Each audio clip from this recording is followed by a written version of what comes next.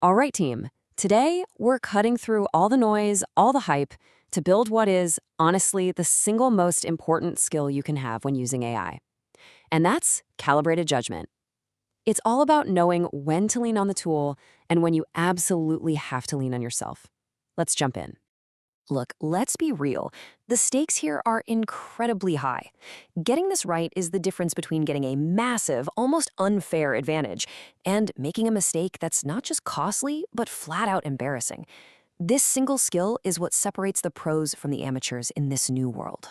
So here's our game plan. We're going to start with the big picture dilemma. Then we'll zero in on where AI is a rock star. From there, we have to talk about its most dangerous failure mode.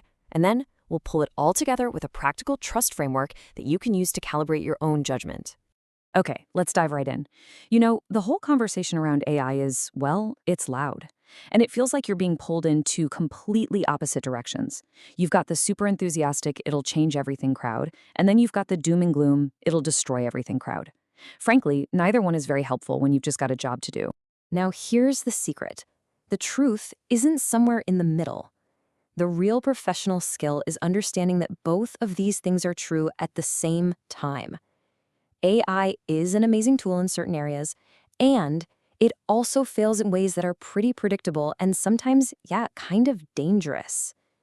Your entire job is to know which situation you're in at any given moment. That's judgment. So let's talk about the green lights, the power plays. These are the areas where you should be, no question, leveraging AI to get ahead, to move faster, and to basically get a superpower. Think of these 4 buckets as AI's sweet spot. For anything with language, drafting emails, summarizing long reports, it's an incredible first draft machine. When it comes to finding patterns in huge data sets, it can see things a human might just miss.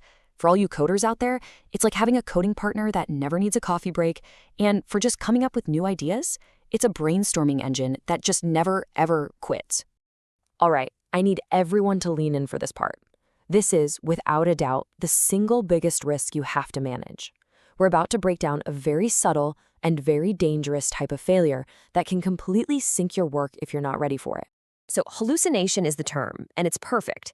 But it's critical to understand that the AI is not lying. It has no idea what truth is. It's just an incredibly powerful pattern-matching machine. It's trained on a mind-boggling amount of text, and its only job is to generate new text that looks like the stuff it was trained on. There's no fact-checker inside its brain. And this is a classic, kind of terrifying example. You can ask it for research to back up a point, and it will generate a list of sources with authors, fancy journal titles, publication years, the whole deal. It looks 100% legitimate. But then you go to look up that paper, and poof, it never existed. It's a phantom. It's the exact same story with statistics. The AI knows what a statistic is supposed to look like, so it will confidently tell you, oh yeah, a 2024 study showed that 73% of customers want this feature. It sounds so specific, so authoritative, but that 2024 study? It's a ghost. That number wasn't pulled from a database, it was just made up to fit the sentence. And here's the really weird part, the paradox of it all. The more detailed and specific the AI's made-up fact is, the more believable it often sounds to us. It will describe a historical event or a person's life with such vivid detail that our brain just wants to accept it as true. You have to consciously fight that urge and go verify. And as you can imagine, when you get into high-stakes fields like law or finance or medicine, this goes from being just wrong to being actively dangerous. The AI will give you advice in this super confident professional tone, but it could be masking an error that has massive real-world consequences. Human expertise here is just non-negotiable.